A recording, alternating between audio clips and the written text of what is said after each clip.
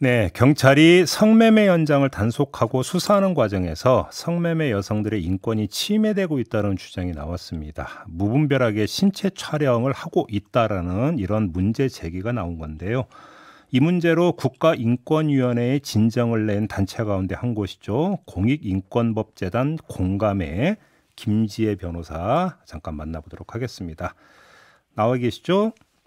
네, 안녕하세요. 예, 안녕하세요, 변호사님. 예. 인권이 부당하게 침해되고 있다 이런 지적을 했었는데 좀 요약하자면 어떤 문제가 있는 겁니까?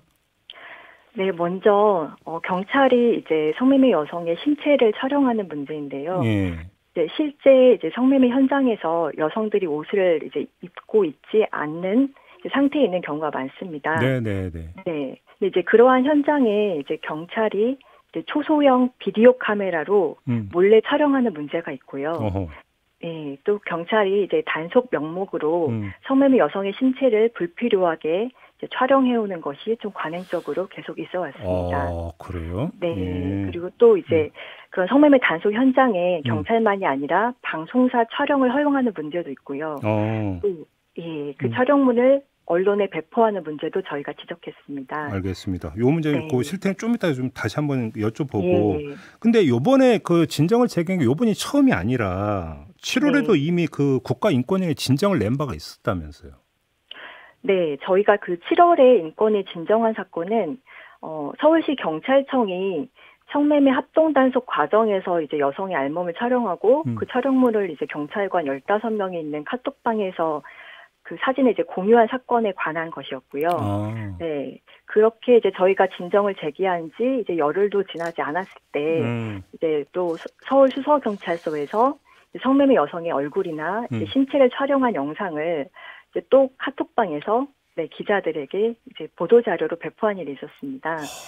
네, 그리고 그래요? 이런 앞에 말씀드린 이제 여러 유형의 신체 촬영 문제와 촬영물 배포, 이제 뭐 관리 문제들을 저희가 이제 추가 사례 조사 등을 통해서 확인을 했고요. 네, 그래서 이번에는 인권위가 경찰청장에게 네, 이런 성매매 단속 과정에서의 인권 침해 관행들을 좀 금지하거나 이제 개선할 것을 권고해달라는 취지로 네, 이번 진정을 제기했습니다. 자, 그러면 조금 전에 경찰들 단톡방에서 이걸 공유했다고 말씀을 하셨잖아요. 그러면 네. 이 단톡방에 들어와 있는 경찰 중에는 수사하고 아무 상관이 없는 경찰들까지 들어왔고 여기에서 그 사진을 같이 봤다는 얘기입니까? 네, 당시 이제 지금 확인된 사실에 의하면 당시 단톡방에는 경찰관 15명이 있었다고 해요. 네, 근데 그렇게 많은 경찰들이 있었던 거는 당시 이제 서울시 경찰청만이 아니라 뭐 방배경찰서, 송파경찰서 이렇게 이제 합동수사였기 때문에 합동 단속 팀원들이 다 같이 모여 있어야 되는 상황이었고, 네, 그래서 이제 경찰에서 이제 우리 언론 통해서 밝힌 입장을 보면은 이제 합동 단속을 하면은 좀 그런 단속 현황을 여러 팀원들 사이에서 실시간으로 지휘할 필요가 있기 때문에 편의상 그런 단톡방을 이용했고, 네, 그런 수사의 필요로 단톡방에서 사진도 공유한 거다. 이제 이렇게 입장을 밝혔습니다. 좀 납득이 안 되는 게 수사 정보를 공유는 할 수 있겠죠. 합동 단속을 한다면. 근데 이건 지금 사진은 수사 결과지 수사 정보는 아니지 않습니까? 네, 맞습니다. 네, 그런 네. 생각이 좀 들고 이걸 기자단한테까지 제공할 이유가 있나요?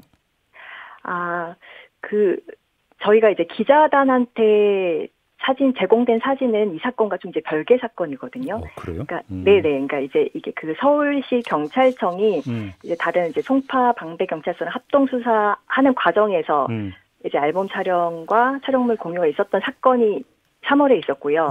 또 7월에 수서경찰서에서 별개의 또 촬영물을 이제 성인 여성의 뭐 얼굴이나 신체가 다 촬영된 촬영물을 모자이크 처리 없이 기자단한테 이제 배포한 사건은 이제 별개로 7월에 수서 경찰서에서 이제 벌인 사건입니다. 알겠습니다. 네, 별도예요. 네. 좀 그 말씀을 듣다 보니까 아주 근본적인 궁금증이 하나 생기는데, 네. 이 사진이 수사나 예를 들어서 뭐 그 기소를 하는데 꼭 필요한 겁니까? 현장을 덮친 거잖아요, 경찰이. 네. 그런데 사진을 왜 찍어요? 일단은 네, 경찰은 이게 뭐 이제 당시 이제 경찰이 이걸 정당화한 것은 그러니까 정당화도 아니고 그냥 너무도 당연하게 그냥 관행적으로 계속 해왔다?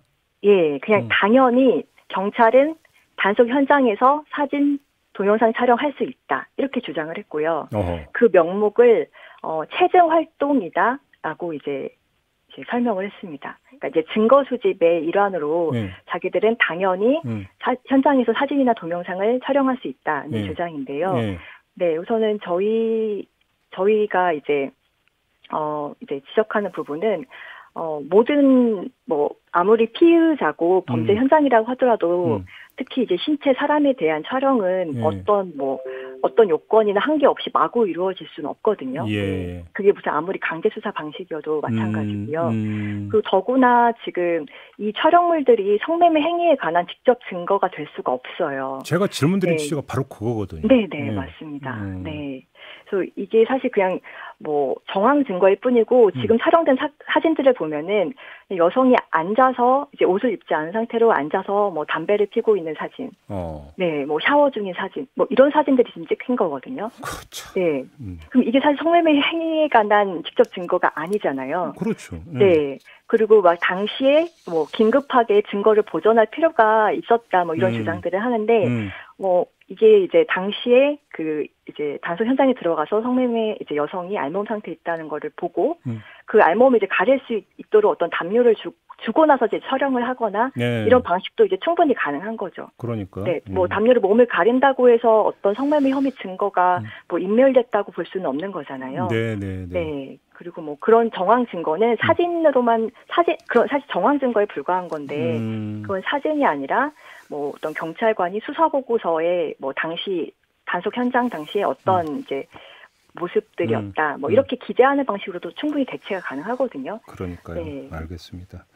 방송이다 보니까 더 이제 더 깊게는 질문을 드리는 거 좀 한계는 있을 것 같은데 좀 과한 거 아니냐. 이건 좀 너무 아무리 피의자라 하더라도 피의자도 인권이 있는데 이런 문제를 이건 피의자 중에 당연히 수치심이 나올 수밖에 없는 이런 문제인 것 같은데요. 네. 알겠습니다. 이 문제 제기가 이제 국가인권회가 이제 답을 할 차례일 것 같은데 이건 좀 기다려 보도록 하고요. 오늘 말씀은 여기까지 듣도록 하겠습니다. 고맙습니다, 변호사님. 네, 감사합니다. 네, 공익인권법재단 공감의 김지혜 변호사였습니다.